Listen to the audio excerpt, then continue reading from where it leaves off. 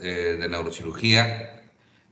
Vamos a empezar la clase. En esta ocasión me toca a mí hablar de los temas relacionados a las hernias discales en general.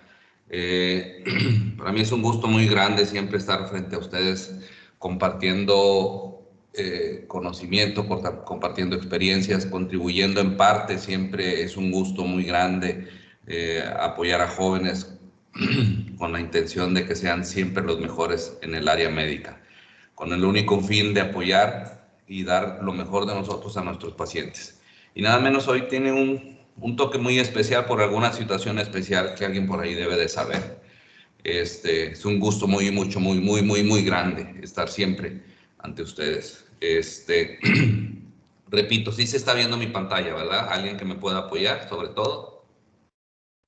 Sí, doctor. Ok, muy bien. Vamos a empezar. Hablar de las hernias discales, muchachos, no es fácil. Es un tema muy controversial. De pronto, ¿a cuánto de nosotros no nos ha dolido la espalda en algún momento? A pesar de que ustedes son muchachos jóvenes, muchachos que están en las áreas de urgencias, por ejemplo, moviendo camillas, llevando y trayendo cosas en el área, en casa, deportes, haciendo alguna actividad física. O sea, de alguna forma vamos a estar sujetos a que nos pudiera condicionar algún trastorno en la espalda baja. Y eso muchas veces es un indicador de que no necesariamente todo lo que duele en la columna vertebral es condicionado por una hernia de disco. No necesariamente es así, ¿sí? Entonces, quiero decir con esto que en la columna vertebral todo va a doler. Puede doler un proceso inflamatorio articular. Acuérdense que finalmente es una articulación sinovial, aunque también tiene una articulación fibrosa. Puede existir un problema muscular, puede existir un problema infeccioso, un problema neoplásico. Entonces, no todo lo que va a doler en la espalda en general es condicionado por una hernia de disco, y eso es lo que vamos a ir encaminados a tratar de apoyarlos a ustedes para que podamos entender. Es un tema muy común, es algo con lo que ustedes se van a enfrentar muy seguido en su vida diaria. En el área ahorita, los que están en sexto año, los que están en el área de urgencias pueden verlo, los que vayan pronto al servicio social y que tengan la oportunidad de empezar a tratar pacientes, nos vamos a dar cuenta que las patologías de la columna espinal o el dolor espinal como tal es mucho más frecuente de lo que pensábamos. De hecho, en México tienen o está entre los primeros 3 lugares de discapacidad laboral. Nosotros en el área de nuestro servicio estamos con otros 2 adscritos encargados de la cirugía de columna vertebral, y nos damos cuenta de muchos trastornos. Por ejemplo, afuera vemos muchos pacientes con problemas, con limitaciones, con ya sea cervicalgias, dorsalgias, lumbalgias, y no necesariamente condicionados para tenerlos que operar, por ejemplo. Vamos a hablar en el orden de las cosas, de las hernias de disco como tales, ya sea cervicales, torácicas y lumbares, ¿sí? En la región cervical, la enfermedad cervical discal siempre es dado por una espondilosis cervical, y dentro de la espondilosis cervical es un tema que involucra una serie de patologías. Por ejemplo, aquí vamos a encontrar las hernias de disco como las encontramos aquí. Vamos a encontrar crecimiento del ligamento amarillo. Acordemos que el ligamento amarillo está confinado de una lámina a lámina, ¿sí? O bien hipertrofia del ligamento longitudinal posterior. Si recordamos algo en la anatomía, los cuerpos vertebrales como tal están unidos entre ellos a través de un ligamento longitudinal anterior, ¿sí? Y un ligamento longitudinal posterior que recorre la cara posterior de los cuerpos vertebrales hasta la región del sacrocoxis, ¿sí?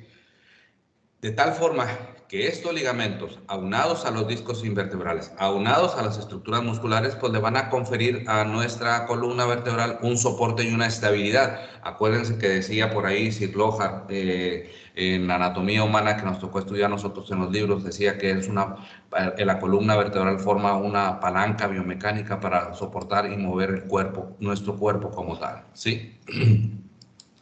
Entonces, esto que de alguna forma vemos aquí en este corte coronal, estamos hablando del disco intervertebral, y la mayoría de los problemas en la columna vienen relacionados tanto por el disco, pero insisto, no todo lo que duele en la columna vertebral está condicionado precisamente por una hernia de disco vertebral, ¿sí? Los discos intervertebrales van a reunir ciertas características, porque nosotros al escuchar de algún problema del disco vamos a quedar siempre de alguna forma con la impresión de que esto se tiene que operar y no necesariamente es así. Los discos intervertebrales, por ejemplo, son elementos anatómicos que están situados entre plataformas vertebrales. Esto que vemos aquí es la plataforma inferior de la vértebra superior y esta es la plataforma inferior de la la plataforma superior, perdón, de la vértebra inferior.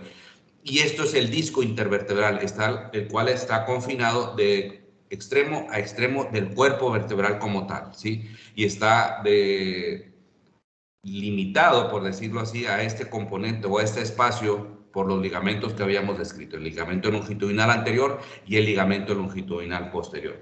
Y sin embargo, este disco debe de reunir ciertas características, ¿sí? ¿Por qué? Porque de alguna forma estos discos, acuérdense ustedes que, valga la expresión, son como amortiguadores o son como estructuras, pues sí, prácticamente son amortiguadores, son estructuras que van a permitir transmitir el peso, ¿sí? Se encuentran constituidos prácticamente en el centro por un núcleo pulposo, que lo apreciamos aquí. Y de este núcleo pulposo podemos decir que del total del disco, este núcleo representa aproximadamente el 30% del contenido. Y este núcleo precisamente está formado por proteínas, por proteoglicanos, sobre todo son mucoproteínas de polisacáridos, ¿sí? Los cuales alrededor, como vemos aquí un color blanquecino, es el resto del disco como tal. Y el 70% del resto del disco, esto es agua. De tal forma, entonces, que nosotros podemos decir que la altura que puedan tener en los jóvenes como ustedes, esos discos intervertebrales, con el paso de los años va a ir perdiendo altura, ¿sí? Y es donde algunos pueden decir, bueno, doctor, ¿por qué es que mi abuelito, mi abuelita, mi papá, mi mamá, de tener una altura de 1,60 o 1,70, ahora miden menos de esa altura? Pues la situación es que precisamente esos discos, con el paso de los años, dijimos que el 70% es agua, se van deshidratando y al irse deshidratando, pues van perdiendo altura, ¿sí? Y vienen una serie de trastornos, por eso decíamos, no todo lo que duele en la columna vertebral es secundario a una hernia de disco como tal. ¿Por qué? Porque ahorita dijimos, fíjense, como el 70% del disco es agua. ¿Qué quiero decir con eso? Conforme pasan los años, ese disco va perdiendo altura, se va deshidratando y va a formar algo que se conoce en la literatura como black disc o disco negro. Y ese disco negro o ese disco degenerado, ¿sí? Que perdió cantidad de agua antes de tiempo, pues va a generar también dolor. ¿Por qué? Porque las plataformas de los cuerpos vertebrales como tales van a permitir que de esta altura ideal sea mucho menos o sea la mitad. Entonces, el funcionamiento permitido o el funcionamiento que debería de tener no lo está llevando a cabo. ¿Y qué es lo que sucede cuando un disco no funciona como tal? Acuérdense, esto dijimos que es una articulación también, ¿sí? La carga la va a empezar a tener la parte de atrás, que es la parte móvil articular, ¿ok? Permiso.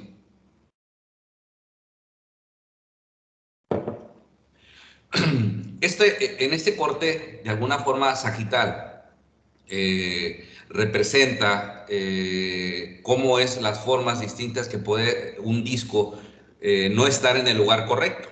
Por ejemplo, aquí podemos decir que tenemos una protrusión discal. Aquí podemos definir que tiene una hernia de disco y esta es una extrusión de un disco cervical y vean ustedes, de un disco como tal, y vean ustedes cómo tienen contacto con el cordón medular, ¿sí? Aquí arriba podemos encontrar en este corte axial, tenemos el cordón medular, aquí estaría el cuerpo vertebral y este es el contenido del disco.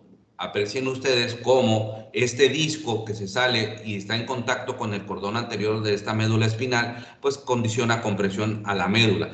Y también en este punto va a condicionar compresión a la raíz nerviosa. En este esquema que tenemos al lado, que lo hemos estudiado, son los dermatomas, que nosotros en anatomía siempre les insistimos que es importante que lo sepan ustedes, a nuestros residentes en el servicio de neurocirugía, porque una exigencia para ellos saber el sitio de los dermatomas representados, porque nos orientan cuando hay una patología como tal. Por ejemplo, hacia la región del hombro podemos saber que si es C5, cervical 5, a la porción externa del brazo, del antebrazo, C6, y así sucesivamente. C7, T1 por dentro de la cara interna del brazo y del antebrazo sobre todo, ¿ok? Muy bien. Entonces, estamos hablando de la patología cervical. Recordemos entonces que tenemos 7 vértebras cervicales, ¿sí? Los cuales están unidas, habíamos comentado, por el disco intervertebral. Están los ligamentos longitudinales anterior y posterior, vemos a esta imagen, ¿sí? Su disco intervertebral, hay en las estructuras musculares, estructuras ligamentosas, dijimos que van a estarle dando soporte. Pero sin embargo, la región cervical, fíjense ustedes, es la más desprovista. ¿Por qué? Porque aparte de todo eso, le ponemos un mundo arriba, o sea, la cabeza. No hay nada en realidad que a esa columna cervical le dé un soporte como tal. Por ejemplo, en la región torácica, ustedes saben que tenemos las costillas y el esternón. Eso le forma un cinturón muy fuerte a la columna torácica. Entonces, por eso es que la patología de la columna torácica es menos del 2%. En la región lumbar, por ejemplo, tenemos la pelvis, le da mucho soporte, sí, pero si bien la región lumbar es el sitio de mayor carga, ¿sí? Vamos a tener que existe evidencia radiográfica de cambios cervicales según la edad, muchachos. Vean. A los 40 años un 25%, a los 50 años ya hay un 40% de probabilidades y conforme va aumentando, pues cada vez es más frecuente, de tal forma que por encima de los 60 ya es un 85%. ¿Y a qué se debe todo esto? Es lo que dijimos, con la evolución natural de nuestra vida, los discos van sufriendo cambios degenerativos y al sufrir esos cambios degenerativos va haciendo una columna que de antes tenía movilidad, tenía flexibilidad, se va haciendo más firme, más estática y eso va a evitar que se logre la movilidad ideal y va a ir condicionando dolor, ¿sí?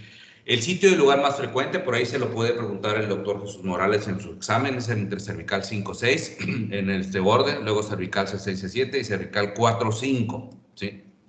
La etiología puede ser multifactorial. Y ojo, porque esto es tanto en la columna cervical como en la columna lumbar y torácica. Multifactores pueden afectar una columna con trastornos. Degenerativo, que es lo que decíamos ahorita hace un rato, deshidratación del disco intervertebral, y esto va a condicionar cambios en la biomecánica de la columna. Dijimos también que de la movilidad permitida, de hacer movimientos de flexión, se van perdiendo poco a poco con los años. Por ejemplo, ustedes mismos ahorita pueden decir, ustedes están entre la edad de los 22 o 24 años seguramente, algunos 20, 21 más aproximadamente, ¿no? Más o menos.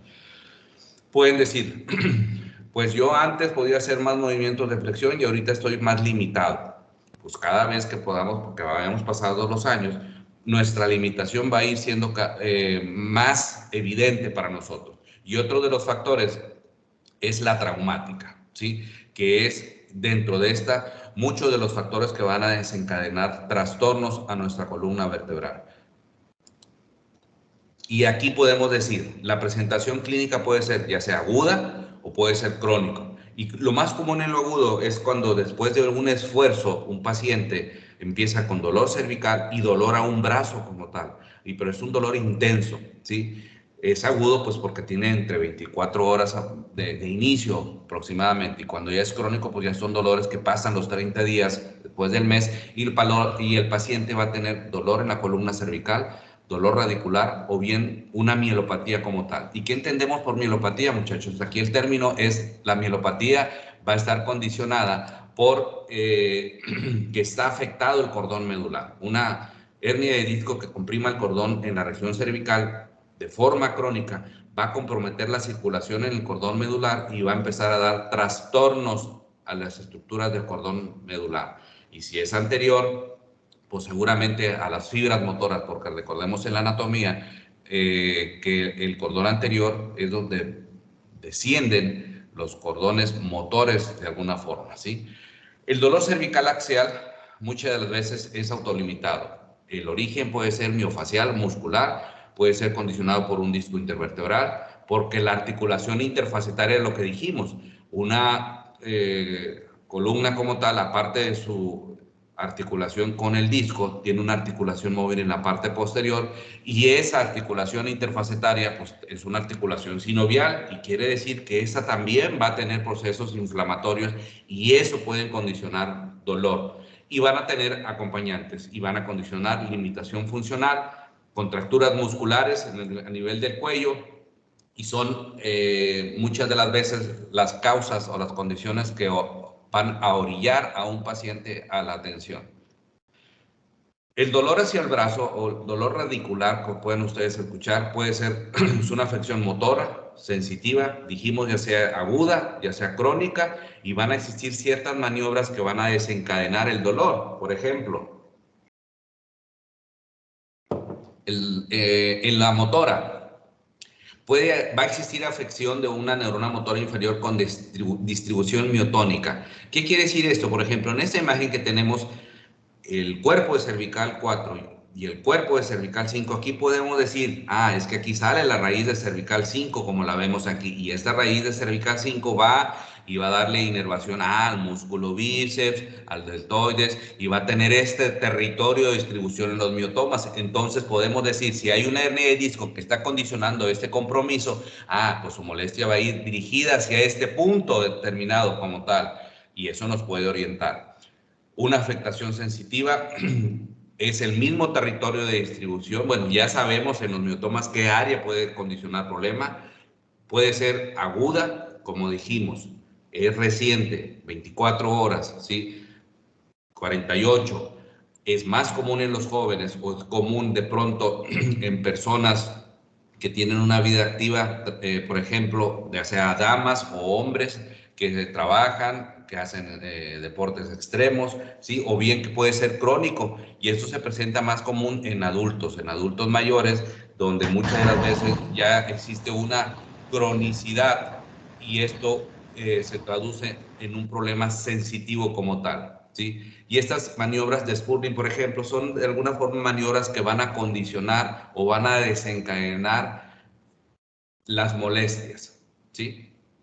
Y habíamos dicho, bueno, tenemos una hernia de disco aquí, por ejemplo, entre cervical 5 y 6, y aquí vamos a apreciar que la raíz que sale es de cervical 6, y vamos a ver, esta raíz de cervical 6 va a darle inervación a estos músculos de esa región del antebrazo, ¿sí?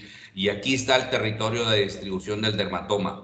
Recordemos, muchachos, en la anatomía, que son 7 cuerpos vertebrales cervicales, ¿sí? 7, 4, 5, 6, 7. Pero son 8 pares de nervios cervicales. ¿Qué quiere decir eso? Que por abajo de cervical 7, en lugar de salir aquí la raíz de torácica 1, no, aquí va a salir C8, ¿sí? Y de ahí hacia abajo se altera. ¿Qué quiere decir eso? Que la raíz que sale por abajo de T1 va a ser T1, o sea, ya no sale T1 encima de T1, y así sucesivamente conforme vamos hacia el territorio inferior, torácica y lumbar. Entonces, eso también se los pueden preguntar. Son 7 cuerpos vertebrales cervicales, son 8 pares de nervios cervicales, y de cervical 7 hacia abajo se altera el orden, de tal forma que torácica 1, en lugar de salir la raíz de torácico 1, pues va a salir la raíz de cervical 8. ¿Estamos? Para eso es importante, decíamos, la distribución de los dermatomas, conocerlos.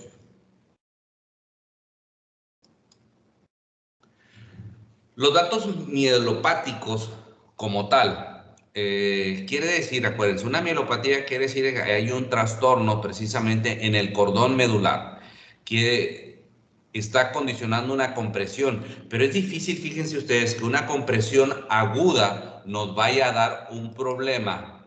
Es difícil que una compresión aguda medular nos vaya a dar un trastorno severo, por decirlo, salvo que sea un golpe importante, una fractura vertebral cervical que está condicionando compresión al cordón, o que condicionó un golpe inmediato al cordón medular, y eso lo podemos tener, por ejemplo, las fracturas de cualquier forma. Por ejemplo, quienes se avientan de clavados en una alberca, caen el vértex en el fondo del piso de la alberca, golpea y condiciona una fractura fragmentos condicionan la compresión del cordón y ahí sí es un padecimiento agudo, pero muchas de las veces las miopatías son crónicas.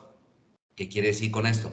Que conforme vayan pasando los años, ese cordón medular se va comprimiendo y eso va a ir condicionando afección. Y si, acuérdense ustedes, en el cordón medular, si es anterior, pues afectan los cordones motores que vienen descendiendo.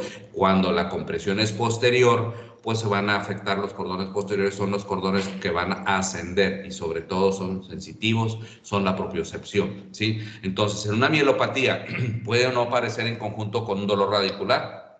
Este síndrome se describió desde muchos años atrás. La fisiopatología, aquí el problema puede ser ya sea estático, dinámico o isquémico. Ojo, que es lo que decíamos. El problema de las compresiones en el cordón medular cervical anterior es precisamente que se hace un evento crónico y eso va a ir condicionando limitación. Nuestros pacientes, cuando es un problema cervical crónico, por ejemplo, es dolor cervical y muchos de ellos van a tener limitaciones en las manos. Dicen los pacientes, les van a decir, ¿sabe qué, doctor? Es que mi problema que tengo es que ya no puedo tener la capacidad de mi movilidad fina. Abrochar mi blusa, abrochar mis tenis, o bien hay algunas pacientes que les gusta tejer y dicen, mi capacidad de tejer, doctor, esa movilidad fina la estoy perdiendo. Y eso muchas de las veces es dado precisamente por un problema medular cervical. Y existen escalas clínicas que nos van a ayudar, por ejemplo, la escala de Nuri y esas modificadas japonesas que finalmente nos van a orientar, muchachos, para saber muchas de las veces el grado de discapacidad que pueda tener nuestro paciente o bien como una orientación hacia un factor pronóstico. ¿Qué tanto vamos a ayudar a nuestro paciente a salir de este problema? Y una vez que sospechamos de que nuestro paciente pudiera tener un problema cervical, por una hernia de disco en estos casos, vamos a pedir lo que siempre nos apoya, una radiografía simple, ¿sí? En la cual vamos a ver la alineación de la columna vertebral. En la radiografía simple nos orienta la altura del disco intervertebral, el espacio intervertebral y si existen osteofitos o si existen desplazamientos anormales. Si a pesar de esto sospechamos que el paciente trae una hernia de disco por clínica, porque es un paciente que trae mucho dolor, porque trae mucha limitación, entonces vamos a pedir una resonancia de columna, una resonancia magnética de columna cervical. Y aquí, ¿qué es lo que buscamos? Nuestra clínica dice, sospecho de una hernia de disco. Entonces seguramente aquí nos va a ayudar. Pero, caray, ¿saben qué? Aparte de esto, parece que este paciente trae datos de isquemia medular secundario a algún trastorno mayor.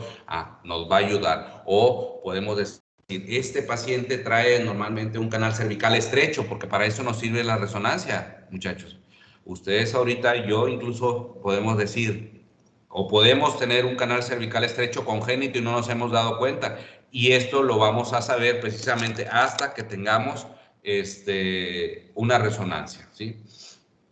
Sospechamos de una luxación o de una fractura vertebral, nos apoya la tomografía de columna, ¿sí? Y a pesar de esto, y si ya llegamos a encontrar que existe un trastorno en un disco, pues definitivamente los estudios de neurofisiología van a formar un rol muy importante en esto.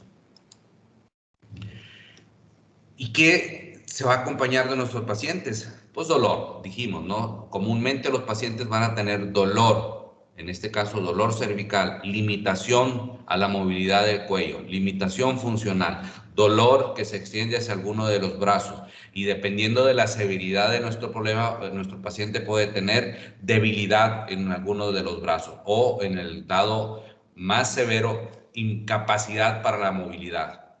¿Y qué opciones de tratamiento vamos a tener? Porque no necesariamente lo que va a llegar con nosotros vamos a decir, este es un paciente que trae una hernia de disco, ya lo habíamos dicho, y lo tenemos que operar. No, tenemos que dar de entrada un manejo conservador. Para el dolor podemos sugerir ciertos ejercicios, el uso de antiinflamatorios, ¿sí? Analgésicos, relajantes musculares. Hay quienes sugieren las infiltraciones facetarias en la columna cervical. Yo en lo particular no lo uso, o bien la ablación por radiofrecuencia, insisto, eso no acostumbro a usarlo. Hay quienes tienen dolor radiculares, los manejan con antiinflamatorios o bien con esteroides o algún neuromodulador como la gabapentina o la lírica, la pregabalina, que los está usando hoy en día mucho. Y ojo, quiero hacer un paréntesis aquí en el uso de los esteroides. Tenemos que ser muy precisos, muy exactos para decir cuándo si un paciente es candidato a manejarlo con esteroides, porque de pronto nosotros en la consulta nos hemos topado con pacientitos que por ahí alguien usó esteroides, porque acuérdense ustedes que el mejor antiinflamatorio que existe es el esteroide. Pues sí, pero desafortunadamente se les fue por ahí la idea. Es un paciente con sobrepeso, un paciente diabético, o un paciente que no se conocía diabético y le dan un esteroide de depósito prolongado, ¿sí? Y resulta que no le ponen una ampolleta, les ponen una cada tercer día por una semana, de tal forma que el paciente al final de la semana ya se puso 3 ampolletas de esteroides de liberación prolongada y le haces una glicemia a los 15 o 20 días y resulta que trae 300 de glicemia y el paciente no se consideraba diabético. Por eso yo soy muy cauteloso en el uso de los esteroides. Si sospechamos de mielospatías, hay que condicionar o hay que tener una estrecha vigilancia en los pacientes. Acuérdense ustedes, es necesario evitar que nuestros pacientes lleguen a ciertas limitaciones importantes, ¿sí?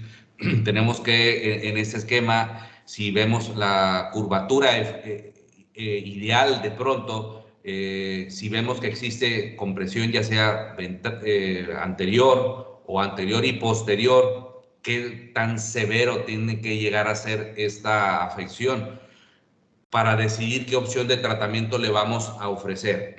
¿A qué me refiero, muchachos? Nosotros decimos en nuestro servicio, el sitio de la compresión en nuestro paciente, en la columna cervical, es anterior, condicionada por un disco, condicionado por una fractura, entonces nuestro abordaje es anterior. Pero si es lo contrario, si sospechamos que nuestro paciente tiene si por clínica y por imagen vemos que el problema es posterior, porque existe una hipertrofia de ligamentos amarillos, o bien porque existe una subluxación importante, o porque existe una fractura de las láminas, entonces la descompresión o la opción quirúrgica va encaminada a una opción posterior de tratamiento, ¿sí? Y si ya después del uso de manejo médico conservador vemos que nuestros pacientes aún no mejoran, bueno, pues tenemos que pasar a la opción quirúrgica. Y en la opción quirúrgica, en la región cervical, tenemos ya sea abordajes, dijimos ahorita, anteriores y posteriores. Dentro de los abordajes anteriores, pues hay que ir por el disco interveno. Si es un problema es el disco, pues tenemos que ir precisamente por el disco intervertebral, tratar de quitar ese disco y poner algo que le dé un soporte entre vértebra y vértebra, precisamente para que se mantenga la altura y para que le permita la movilidad a estos pacientes. Por eso en los abordajes anteriores hay que ir a quitar el disco vertebral, hay que hacer una fusión o una artroplastía, y esto se conoce como instrumentación. O si consideramos que la compresión en nuestros pacientes es más posterior, entonces tenemos que ir a hacer un espacio en la porción posterior, ya sea una laminectomía, ¿sí? O una laminoplastía, según sea el caso, o bien si es necesario hacer laminectomía y aparte usar tornillos, que eso es una instrumentación. Y aquí quiero hacer un paréntesis. Hoy en día en el área médica se ha estado haciendo un mal uso de los materiales de instrumentación. ¿A qué me refiero con mal uso, muchachos? Porque muchas de las veces se está usando y se operan pacientes y se usan materiales de más. Nos ha tocado ver pacientes en el medio de nuestra consulta en la cual llegan pacientes, uno, que para empezar no tenían hernia de disco, dos, que usaron materiales innecesariamente y que ya fusionaron una columna en pacientes jóvenes muchas de las veces, ¿sí? Entonces, siempre la invitación hacia ustedes que son médicos prácticamente ya a punto de egresar, es que siempre debemos de acompañar nuestra práctica médica con la mayor honestidad hacia nuestros pacientes. El uso indiscriminado de cosas innecesarias siempre va a generar a nuestro paciente tarde que temprano limitación funcional. Y acuérdense ustedes, decía nuestro maestro, fundador de nuestro servicio, el doctor Román Garza Mercado, no hagan a su paciente lo que no les gustaría que hicieran a ustedes. Uno, dos, y traten a su paciente como si fuera el ser más querido cercano a ustedes, ¿sí? Muy bien. Entonces, esto es en relación a la región cervical. Dijimos, en general, una patología de hernia de disco cervical, torácica y lumbar, pues se va a acompañar de lo mismo, dependiendo de la región. Si genera dolor en la región cervical, pues va a generar dolor en la región torácica, ¿sí? Va a generar limitación. Si en la región cervical genera molestia hacia algún brazo como tal, en la región torácica, pues va a generar, pues, dolor sensitivo en el trayecto de mi cinturón, ya sea del lado correspondiente o afección motora. Recordemos en la anatomía, muchachos, que nuestros pacientes en la región torácica, el espacio es muy pequeño, ¿sí? Muchas de las pacientes o muchas de las veces nuestros pacientes van a tener trastornos motores en las hernias de disco torácicas, ¿sí? Dolor torácico lo van a tener, pero insisto, el porcentaje de afección de un disco torácico es menos del 3%, 2% en realidad, ¿sí? Una enfermedad poco frecuente. La gran mayoría de las hernias torácicas son asintomáticas. A veces llegan con nosotros por otra causa y les hacemos un estudio y encontramos un disco torácico, pero asintomático. Y acuérdense, la clínica es la mandatoria siempre, ¿sí? Si vemos un disco, pero vemos un paciente que es asintomático, hay que aclararle y manejarlo conservador, ¿sí? El 73% de los adultos asintomáticos tienen cambios en los discos torácicos, el 37% van a tener una hernia y en el 29% van a tener una deformidad en la médula espinal. Y el tratamiento es sintomático. ¿Qué quiere decir eso? Pues podemos manejarlo con analgésicos, con antiinflamatorios. Fíjense cómo es. Afecta a 1 por 1.000.000 de personas. Hallazgos asintomáticos en el 1.5% de los estudios de imagen. Se afecta entre la cuarta y la sexta década de la vida.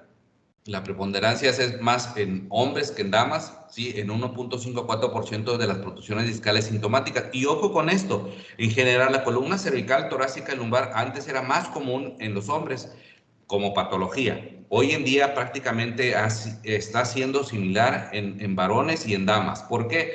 Por el estilo de vida que se está llevando hoy en día. Y hoy en día las damas también hacen deportes extremos, el estilo de vida rutinaria que tienen genera molestias, ¿sí? Y eso también va afectando, que también es un porcentaje muy alto de afección en la columna en general. Igual que en la cervical, el origen de una hernia de disco puede ser traumática, más común, o bien degenerativa. Y la fisiopatología o los datos clínicos aquí van a ser, ojo, por compresión del canal neural, porque hay una porción más estrecha en el canal neural, una insuficiencia vascular, porque ya sea una trombosis de las arterias espinales anteriores o una irrigación muy caprichosa, por decirlo así. Y la zona crítica es entre torácica 4 y torácica 9. ¿Por qué? Porque es el sitio de mayor estrechez de pronto, ¿sí? Las hernias son más frecuentes y las más frecuentes son las centrales. Aquí en la región torácica es muy extraño, perdón, es muy raro que una hernia de disco torácica sea más cargada hacia el lado derecho que hacia el lado izquierdo, por decirlo así. La mayor parte de las veces son centrales. Y el cuadro clínico pues va a variar. Pueden tener dolor torácico, lo dijimos, en hemicinturón, puede ser unilateral, bilateral o bien radicular hacia la región de la ingle, sobre todo en las hernias de discos bajas torácicas, ¿sí? Muchas de ellos, dijimos, va a ser motor el problema mayor, hasta en un 31% de los casos, y las alteraciones sensitivas son un poco más. Como aquí hay cordón medular, puede tener afección de los esfínteres, ya sea vesicales o rectales, ¿sí? Y si son, o si son muy altas, pues van a tener el síndrome de Horner, sobre todo en las torácicas altas condicionado por una neoplasia. Y en la exploración física vamos a encontrar que podemos tener un síndrome de neurona motora superior o un síndrome de neurona motora inferior. Y el nivel sensitivo va a depender del sitio que esté afectado como tal, ¿sí? Van a existir ciertas maniobras que van a provocar el dolor, ya sea por exacerbación del dolor torácico, cuando se hace una flexión forzada, ¿sí? Y el síndrome de hemisección medular de bronce cuarto, aquí es más común. Se acordarán ustedes que las lesiones medulares que están condicionadas por golpes o por lesiones traumáticas, vienen las secciones medulares, que pueden ser del cordón anterior, del cordón lateral o del cordón posterior, o puede existir una lesión completa como tal, o el síndrome de hemisección medular de bronce cuarto, cuando la mitad del cordón medular se está afectado.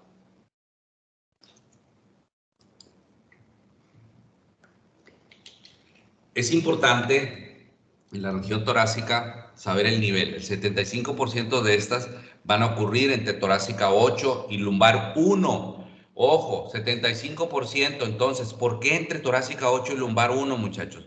Porque fíjense, curioso en la columna, es la zona de transición. ¿Y a qué le llamamos zona de transición nosotros? Torácica 8, 9, 10, 11, 12 y luego cambia a lumbar 1. El simple hecho de torácica 12 a lumbar 1 ya hubo un cambio de cargas importante, porque aquí ya no está la cintura torácica en lumbar 1, ahí ya es diferente. Entonces aquí ya va a permitir mayor movilidad a la flexión y a la extensión, ¿sí? Por eso aquí en este terreno son de pronto más comunes el sitio de afección. El 26 al 50% van a ocurrir entre torácica 11 y 12. ¿Por qué aquí? Porque aquí es donde tiene mayor estrés biomecánico, ¿sí? Ahorita a lo mejor ustedes no pueden darse cuenta, pero si le preguntan a su papá o a su mamá, pueden decir ellos, ¿sabes qué? Tienen razón que me duele de pronto en esa región, porque al querer yo agacharme a mover algo para llevarlo a cierto lugar, ese sitio es el sitio que me genera cierta molestia, y es precisamente por esos cambios de carga. En la región cervical y torácica existe también, sí, precisamente cervical 6, cervical 7 y T1, ahí es diferente, porque las cervicales es donde más movilidad tenemos, y la torácica, acuérdense, entonces es más estática.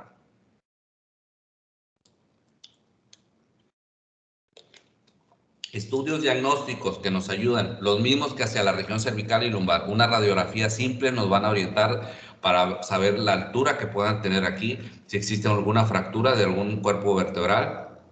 La tomografía nos va a ayudar también. Acuérdense ustedes que las tomografías en la columna vertebral nos van a ayudar para saber si existe una fractura del cuerpo vertebral o de alguna estructura de una vértebra como tal, ya sean láminas, ya sean pedículos, o si existen luxaciones anormales, o como ven ustedes aquí en estas imágenes, este es un paciente de nosotros, son calcificaciones. Vean ustedes esa hiperdensidad en el canal, condicionada por esta estructura del cuerpo vertebral que emerge del cuerpo hacia el canal. Esto es un disco que se calcificó, por eso decíamos, la mayor parte de los discos en la columna dorsal son asintomáticos, hasta que algo sucede que empiezan con trastornos en el cordón medular, ¿sí?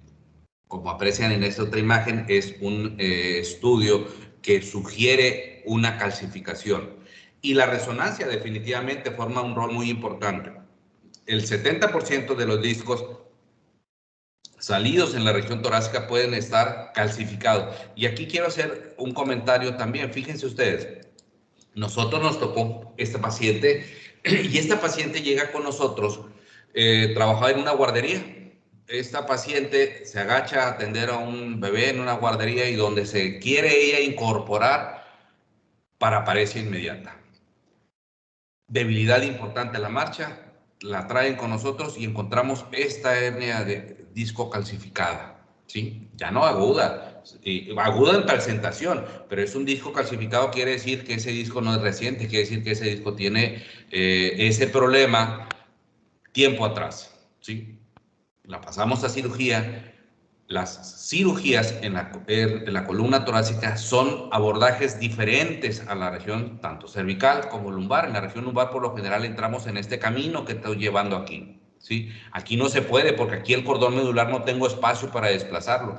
Muchos de los abordajes en la columna torácica son siguiendo la costilla que nos permite entrar en el disco intervertebral. Les llamamos a través de un abordaje lateral, como pueden ustedes ver aquí, miren. Aquí en esta imagen vemos que si queremos entrar aquí, con lo que nos vamos a topar es con la médula espinal. Y ahí no podemos mover la médula espinal.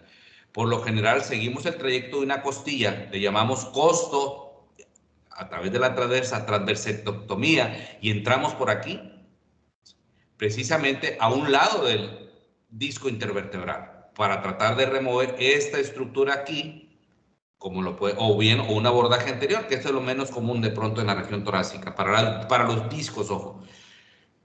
Tratamiento.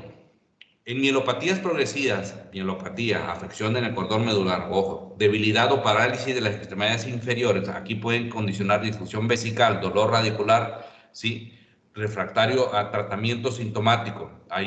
Podemos hacer una disectomía torácica, vean ustedes, hasta el 1.8% llegamos a esto, o bien una laminectomía, pero hay un 28% si queremos abordarlos como por atrás, lo que yo decía, que empeoremos los síntomas. El abordaje es a través de una costotransversectomía o una descompresión transtorácica. Pero volvemos, de entrada, antes de dar una opción de tratamiento quirúrgico, vamos a dar manejo médico, con antiinflamatorios, con analgésicos, ¿sí? Reposo, algo de terapia física, ¿sí? Pero no estamos hablando de una semana, 10 días, tenemos que dar la opción de hacer al menos unos 20 días o 30 días para decir si una opción de tratamiento es exitosa. Y mucho depende de qué tan afectado está el cordón medular. ¿Estamos? Las hernias de discos lumbares, aquí las hernias de discos lumbares, pues aquí son más sintomáticas, ¿sí? Recordemos que por anatomía los cuerpos vertebrales lumbares son cuerpos más grandes, entonces son discos intervertebrales también más grandes. ¿Qué quiere decir eso? Que el contenido del disco que va a salir al canal pues es mucho mayor. Pero aquí ojo con esto.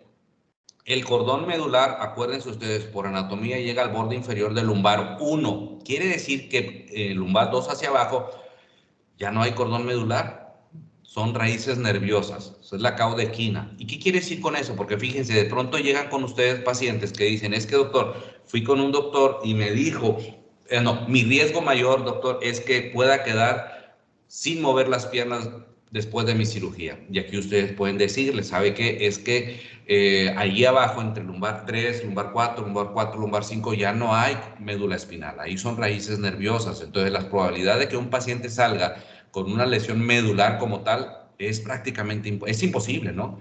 Pueden salir con lesiones radiculares, pero ahí son diferentes, ¿sí? Entonces, la degeneración del disco lumbar, hay cambios degenerativos, lo que decíamos al inicio de nuestra charla. Este es el disco intervertebral en la región lumbar. Podemos ver que el disco está en el centro y alrededor del disco está un anillo fibroso, es un anillo concéntrico. ¿Qué quiere decir eso? Que están unidas, entrelazadas las fibras unas con otras y le proporcionan a través del colágeno la suficiente fuerza tensil para evitar que este contenido del centro del disco se proyecte hacia afuera. Apreciemos ustedes aquí en la imagen cómo estas fibras se entrelazan, son lo suficientemente resistentes para evitar que el contenido de este núcleo se emerja o se salga hacia el canal. Entonces quiere decir que aquí saldría hacia acá y esto va a generar, ahí generaría la compresión de una raíz nerviosa y depende de la cantidad de disco que se pueda proyectar hacia afuera. La mayoría de los discos van a ser posterolaterales en la región lumbar, algunos centrales, ¿sí? Pero depende de la cantidad del disco que pueda salir, muchachos, ¿sí? Esto va a aplicar también aquí en la región cervical.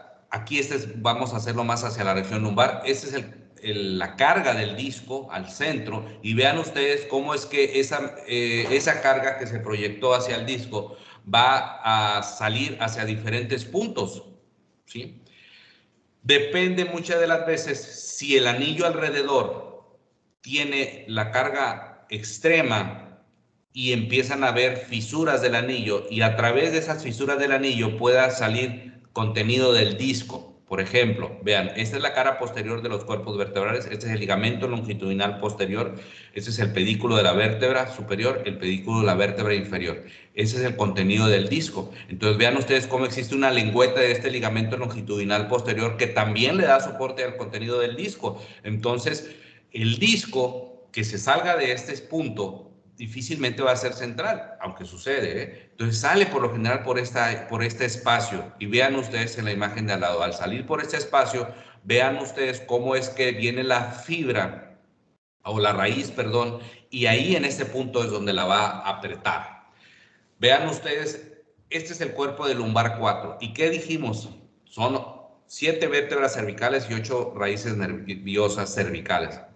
Quiere decir que de torácica hacia abajo, encima de T1, ¿quién emerge? Hace 8. Entonces, T1 sale por abajo de T1. Entonces, esta es la raíz, este es el cuerpo del lumbar 4. Por abajo del pedículo, ¿quién sale? La raíz del lumbar 4.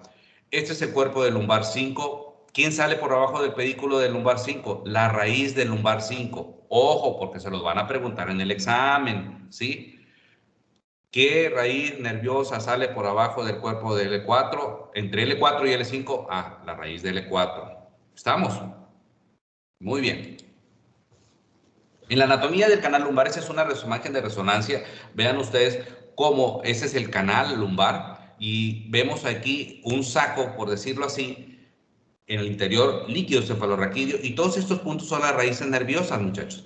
Aquí está el cuerpo de la vértebra lumbar, aquí está el contenido del disco, ¿verdad? Este es el abdomen, ¿sí? La aorta y la vena cava inferior en este punto, ¿sí? Los psoas de un lado, los psoas del otro lado, la porción posterior, y a lo que voy. Este es el foramen derecho, el foramen izquierdo. Este es el canal central. Este es el sitio del foramen. B, C y D. El área preforaminal, el área foraminal y el extraforaminal, la letra D. Porque son sitios donde puedan estar los discos salidos muchas de las veces. Encontrar discos extraforaminales son muy poco frecuentes, pero fíjense ustedes, son los que más duelen desafortunadamente a los pacientes. Les condicionan un dolor intenso, ¿sí? La fisiopatología, lo que dijimos, deshidratación y deformidad del núcleo pulposo. Quiere decir que con el paso de los años, los discos intervertebrales se van deshidratando. Al ir deshidratando, van perdiendo altura, muchachos. Al ir perdiendo altura, va perdiendo funcionalidad. Condiciona limitación. Limitación a la flexión, limitación a la extensión, y eso va a generar sobrecarga en la porción posterior de las facetas articulares. Ahí es una articulación sinovial, entonces, y les va a generar dolor, ¿sí? Ahí afecta la fuerza del anillo fibroso, se rompe el anillo fibroso y va a haber una hernia del núcleo pulposo, ¿sí? Y esto va a condicionar esto que tenemos aquí. Aquí tenemos el cuerpo del lumbar 5, este es el pedículo del lumbar 5, entonces aquí sale la raíz del lumbar 5. Entonces este disco en color negro que apreciamos aquí, vean ustedes cómo va a comprimirse cerca al ganglio de la raíz, esa raíz, y le va a generar un dolor intenso al paciente, ¿sí? Eso es lo que sucede en la anatomía clínica, en la clínica, en la fisiopatología del paciente con una hernia de disco. Perdón. ¿Y qué es lo que va a tener? Dolor lumbar, como lo dijimos en la región cervical, como lo dijimos en la región torácica, dolor radicular, pero aquí también existe un riesgo. Perdón, dijimos que bajan las raíces nerviosas, los nervios como tales, la caudequina, famosa caudequina, ¿no? O cola de caballo. Y puede existir, si un disco abruptamente sale de forma importante, generar el síndrome de caudequina. Y eso es una cosa, una urgencia en la neurocirugía, ¿sí? Es una urgencia en la cirugía de columna porque se afecta, pues aparte de la sensibilidad del área genital, va a haber trastornos del esfínter de la orina, trastornos del esfínter rectal en hombres y en mujeres, y en los varones va a condicionar disfunción eréctil, ¿sí? Eso hace una urgencia. Y en algunos pocos pacientes pueden tener paresia de alguna de las extremidades. Datos de alarma, ojo, uso crónico de esteroides, no los recomendamos. Antecedentes de traumatismo, si hay historia de alguna lesión neoplásica maligna, si hay osteoporosis, si hay fiebre, si hay un déficit neurológico progresivo y si hay una disfunción vesicorrectal. Son datos clínicos que salen ya dentro del ámbito de pensar que es una hernia de disco lo que estaría condicionando el problema al paciente, ¿sí? Acuérdense, siempre el paciente va a tener historia de dolor lumbar leve a moderado, que se puede irradiar hacia una de las extremidades. Hay factores desencadenantes, o bien la clínica de una hernia de disco es un dolor constante que a veces, cada vez que el paciente se pone a caminar o se pone de pie, genera dolor, ¿sí? Y el dolor puede ser por un disco o vértebrogénico. ¿Qué quiere decir eso? Es un problema degenerativo. Esto es lo que les decíamos a ustedes al inicio de la plática. Importante saber los dermatomas para que nos orienten qué sitio pudiera estar el problema. Ahorita les dije a ustedes el síndrome de Caudequina. En ese territorio de distribución de S4, S5, toda esa área genital, hay una hiposensibilidad en este punto, ¿sí? Que le llaman la silla de montar. El paciente va a tener dolor radicular con distribución de algún dermatoma. Es un dolor no clásico. La etiología del dolor radicular no se ha establecido por completo porque tenemos que investigar. Puede ser por una inflamación local, por una respuesta inmune o por una respuesta inflamatoria sistémica. Lo que dijimos, el síndrome de Caudequina. Vean ustedes cómo entonces aquí este disco se salió de forma importante y vean cómo tiene aquí la bolsa donde estarían los nervios toda aplastada prácticamente en un disco central. Se asocia a una herniación central. La edad, fíjense que ha sido muy diferente, se considera por encima de los 40. Hoy en día, acuérdense ustedes, los deportes que se han sometido, tanto damas como caballeros, en extremo, pueden condicionar este tipo de caudas equinas. Hace poco me tocó operar a una jovencita de 38 años, creo, que posterior a un esfuerzo físico en el gimnasio condicionó esto, una hernia de disco con caudequina. Dolor, parestesias y, ojo, anestesia en silla de montar, debilidad, atrofia y parálisis. Definitivamente para nosotros neurocirujanos esto es una urgencia absoluta, definitivamente.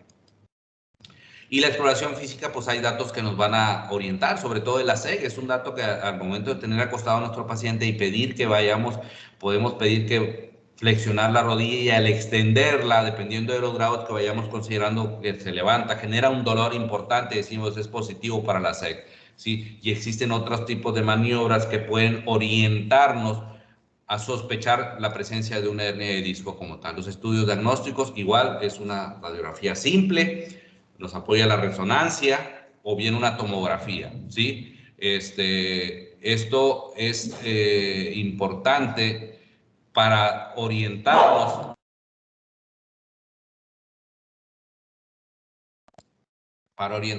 si existe un problema que nos sugiera. Por ejemplo, mire, aquí en esta tomografía podemos ver que existen cambios degenerativos entre esta vértebra y esta otra, los cuales vamos a ver que ya no tiene el colchón, ya no tiene el amortiguador, vaya, entonces hueso con hueso están chocando, ¿y eso qué genera? Dolor. Dolor como tal en la vértebra no, va a generar sobrecarga en la articulación sinovial y ahí es donde empieza el dolor, muchachos. Cuando empezamos a investigar y encontramos estos en la resonancia, vamos a encontrar que existen ya cambios, valga la expresión, hay golpes entre hueso y hueso, son moretones, por decirlo así, y generan dolor. Las hernias como tales, yo siempre digo a mis residentes, vamos a ver qué es una protrusión, qué es una hernia de disco y qué es una extrusión. ¿Sí? Una protrusión, yo le digo a ellos siempre, una protrusión es cuando estamos en el barranco, muchachos, y asomamos la cabeza al precipicio, esa es una protrusión. Una extrusión es cuando se nos ocurre aventarnos a ese precipicio, como lo vemos aquí, ¿sí? Y una hernia de disco migrada o secuestrada es cuando vamos cayendo al fondo del precipicio. Valga la expresión, es una forma de orientarnos para saber la magnitud de ese disco salido. Y la magnitud de ese disco salido va a ir a darnos datos clínicos que sugieran que el paciente tiene una hernia de disco como tal. La localización de las hernias pueden ser centrales, laterales, yo les decía puede ser en el foramen o fuera del foramen. ¿Se acuerda que ahorita en la imagen que pusimos? Puede ser agudo o crónico. Y esto de 3 a 6 meses, la verdad es que, caray, un paciente con una hernia de disco como tal, no difícilmente te aguantan un mes sin tener datos clínicos. Tratamiento conservador. No queremos dar medicamentos, hay que sugerir al paciente reposo, ¿sí? Rehabilitación física. Hay algunos que pueden sugerir masajes, que cambien su estilo de vida, ¿sí? Y los farmacológicos, lo que hemos recomendado, los AINES, los antiinflamatorios no esteroideos, el uso o la mezcla de antiinflamatorio y un analgésico como el paracetamol. Hay quienes sugieren un relajante muscular, estoy de acuerdo, ¿sí? Hay quienes usan este tipo del diazepam o baclofeno, la ciclobenzaparina, para relajar un poco el músculo. Estoy de acuerdo, pero ojo, el problema no es el músculo está irritado a consecuencia de una hernia de disco. Entonces, muchas de las veces tenemos que ir a descomprimir esa raíz nerviosa, ¿sí? Esto es un ya procedimiento invasivo, la inyección al foramen con esteroides para mejorar el dolor de los pacientes. Insisto, esto ya es una opción más allá de lo permitido. Y la opción quirúrgica, ya cuando una vez decidimos, mi paciente no lo pude mejorar, tengo que pasarlo a cirugía, ya sea por un síndrome de Caudequina o por una debilidad muscular evidente por una hernia de disco. Y tenemos que decir, bueno, ¿cómo voy a seleccionar a mi paciente? Pacientes que son sintomáticos, pacientes que ya le di opción de tratamiento analgésicos y antiinflamatorios y no lo mejoro, ¿sí? La mejoría de mi paciente es muy limitada y hay varias formas de hacer la opción quirúrgica. Hay que hacer una disectomía abierta, ya sea por endoscopía, percutánea o por una, le llaman quiminucleosis. La verdad es que hay muchas formas opcionales de tratamiento, muchachos, pero volvemos a lo mismo y a lo que dije en la región cervical. Desafortunadamente existe un abuso indiscriminado de materiales de instrumentación de forma innecesaria. Acuérdense ustedes, nuestros pacientes siempre tenemos que brindar la mejor opción para ayudarlos a mejorar, a darle buena calidad de vida, a regresarlos a sus actividades, a su entorno familiar, a su núcleo de trabajo, ¿sí? Muchos de los pacientes de nosotros son pacientes económicamente activos, entonces a esos pacientes tenemos que ayudar a regresar siendo u ofreciendo, mejor dicho, la mejor calidad en la atención. Siendo honesto con nuestros pacientes, seguramente les va a ir bastante bien. Bueno, muchachos, espero que haya sido de utilidad mi plática. ¿Alguna pregunta que tengan? ¿Dudas? Adelante. Hola, doctor, buen día. Buen día, Una hijo. duda. Dime. Por ejemplo, en una paciente que tenga síntomas clínicos, que tenga toda la clínica de una compresión nerviosa, pues iniciamos tratamiento conservador. Sin embargo, ¿cuánto tiempo vamos a permitir ese tratamiento conservador? Como bien decía, pues bueno, la causa no es el problema muscular, es a nivel nervioso. Entonces, ¿qué tanto pudiese afectar es el tratar de prolongar la cirugía de la paciente y que pues pueda seguir progresando el problema de base? O sea, en cuanto a los tiempos de intentar tratamiento conservador y que al final no terminemos afectando más en lugar de ayudar. Sí, yo sugiero, Sergio, entre 20 días y 30 días es un tiempo prudente para condicionar, poder decidir qué tanta mejoría le di a mi paciente, ¿sí? Pero ojo, Sergio, porque hay pacientes con una hernia de disco bastante salida, donde te das cuenta tú, ahí yo les digo a mis pacientes, llámeme en 10 días para comentarme cómo siguió. Si en 2 semanas o 10 días veo que el paciente no mejoró, de hecho el mismo paciente yo siempre les digo, porque te preguntan, doctor, ¿es urgente? ¿Qué tan urgente es tratarme? La urgencia la va a marcar siempre el paciente. ¿Por qué? En relación a la limitación funcional que tiene. ¿Ok? Adelante, doctora Gloria. Perdón, Sergio. Perdón, Gloria. Sergio, sí contesté lo que considerabas. Doctor Sí, Sergio. doctor, muchas gracias. Ok, hijo. Perdón, doctora Gloria. Adelante, por favor. Buenos días. Buen día. Tengo una pregunta. ¿Cuál sería la causa de dolor crónico después de tratamiento quirúrgico por una hernia de disco cervical? Esa es una pregunta muy interesante, doctora Gloria. En estas condiciones, doctora Gloria, tenemos que ver qué fue lo que se hizo, ¿sí? Si la causa era una hernia de disco, si se quitó todo el disco, si quedó fragmentos de disco, o si se instrumentó y eso pudiera estarle condicionando dolor a un paciente determinado, ¿sí? Tenemos que investigar, porque hay pacientes que después de un procedimiento quirúrgico pudiera tener cierta molestia, ojo, cierta molestia, no dolor incapacitante, que es lo esperado, que poco a poco van mejorando, pero si después de un mes de la cirugía notamos que mi paciente, en lugar de mejorar, sigue igual y está con mayor limitación, algo no está bien. Entonces tenemos que ir a investigar qué es lo que está pasando. Por eso yo digo, doctora Gloria, una pregunta muy interesante, porque esto es común muchas de las veces, ¿ok? Ok, por ejemplo, en el caso de una instrumentación posterior segmentaria. Aquí tenemos que ver si, uno, si era necesario, dos, la edad del paciente, porque de pronto, fíjense ustedes, a mí es muy difícil, me ha tocado operar jóvenes por abajo de los 30 años, 20 años incluso, y para operarlos, ahí es porque me veo contra la pared, porque es un disco demasiado extruso, pero trato de no instrumentarlo, ¿sí? Trato de no ponerle tornillos. Hay que ver la edad del paciente, hay que ver qué tan extenso fue, hay que ver la limitación que traía el paciente. Esos son los datos, doctora Gloria.